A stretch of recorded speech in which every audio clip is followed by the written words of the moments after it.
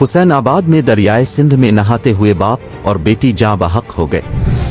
दोनों बाप और बेटी कराची से हैदराबाद अपने रिश्तेदारों से मिलने के लिए आए थे। इस हवाले से पुलिस ने बताया कि नहाते हुए बच्ची का पांव फिसला तो वालिद ने बचाने के लिए दरिया में छलांग लगाई थी। पुलिस का कहना है कि दोनों की लाशों को कराची मुंतकिल कर दिया गया है। वालिद की शनाख्त 50 साला यकूब और बेटी की 7 साला मरियम के नामों से हुई।